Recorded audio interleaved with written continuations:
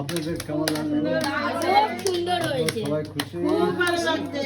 আপনারা যদি পারেন এই ভিডিওটা সবাইকে শেয়ার করবেন এবং সবাই যেন এই ভিডিওটা অ্যাপ্রিসিয়েট করে এবং হাত বাড়িয়ে আমাদের এই যে প্রতিষ্ঠান রীতা দাসীর যে বৃদ্ধাশ্রম রয়েছে আপনারা এগিয়ে আসুন এবং সবাইকে যত বৃদ্ধরা রয়েছেন তাদেরকে সাহায্য করার জন্য ধন্যবাদ।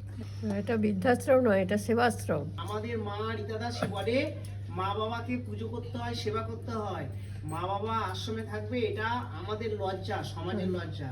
তাই আমাদের শিখিয়েছে যে এটা সেবাশ্রম বলবে, বৃদ্ধাশ্রম বলবে না। মোর বীণায় উঠি কোন ছুরি বাজি, কোন নব চঞ্চল ছন্দে।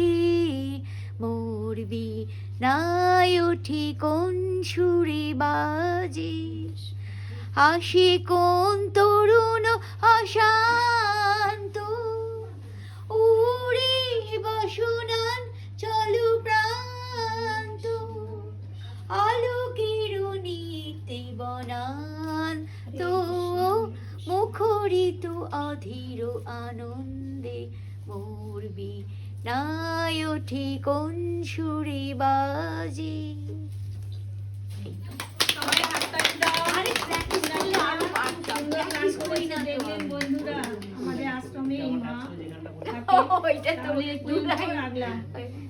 তোমার চোখের মনি তুমি আমার চোখের মনি, ও নয়নে আমি দেখি তুমি।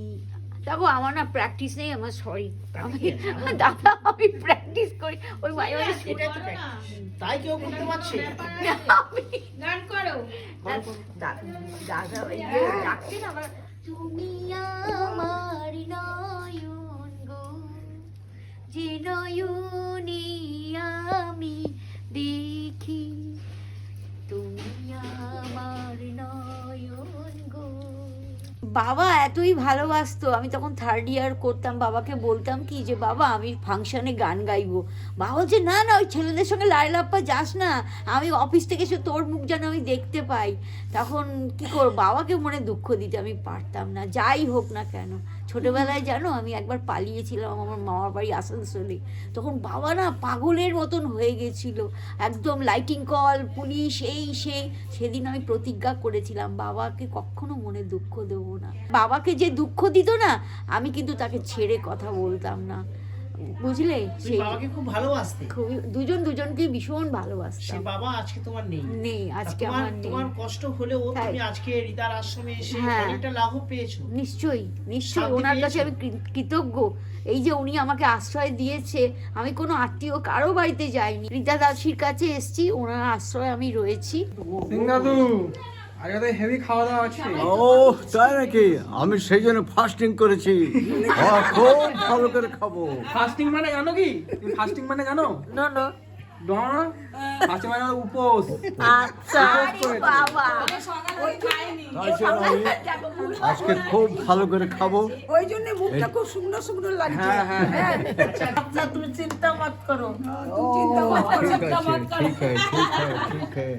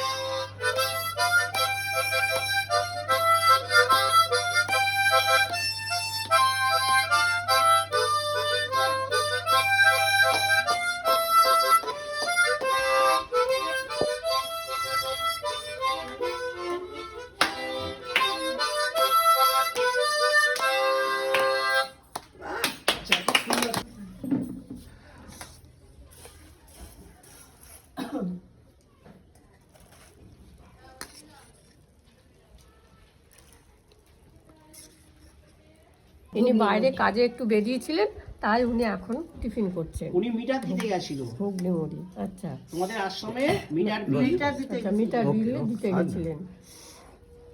গড়িয়া নাকি না কোথায়? গড়িয়া। সব গড়িয়ে গেছিলাম, নিজের দায়িত্ব পালন করেছি। তাই জন্য ওনার খাওয়া হয়নি, ইলেকট্রিক বিল তাই দিয়ে উনি এসেছি। এখন আর হ্যাঁ, এই যে ঘুগনি বিল খেয়ে আরও এনার্জি পাবো, আরও বাজাবো, আপনাদেরকে আনন্দ দেবো যতটুকু পারা যায়। চা বিস্কিট খেয়ে তুমি কি করবে? হ্যাঁ, চা বিস্কুট খেয়ে আমি গেছিলাম, রেখে দাও, তারপরে এই যে সুন্দর একটা ঘুগনি মুড়ি খাচ্ছি। এতে আমি আর শক্তি এবং এনার্জি পাবো। আমাদের পুষ্পিতার মা তাল শ্বাস কেটে দিচ্ছে আশ্রমে, মায়েরা সেবা পাবে। পুষ্পিতার মা এসেছে সেবা দিতে, বলছে আমি একটু সেবার কাজে অংশগ্রহণ করি। তাল শ্বাস, এই তালগুলো কিনে আনা হয়, যখন তালের সিজন থাকে তখন কেনা হয়, তারপরে সেটা পুজো হয়, সেবা পায় সবাই, এবং সেই তালের আটিগুলো রেখে দেওয়া হয়। মায়েরা তো এটা কাটতেই পারবে না আর সেবা পাবে না, তাই পুষ্পিতার মা এটা বলছে এটাও একটা সেবা, আমি একটু নিজেকে উৎসর্গ করি সেবা কাজে। সে শ্রম দিয়ে আজকে মায়েদের এগুলো কেটে দিচ্ছে। অন্তরা খাবে, অন্তরা, অন্তরার হাতে দেব। অন্তরা সেবা নাও, দেখিয়ে দিচ্ছি সেবা নাও, কেমন করে সেবা নেবে। বাহ,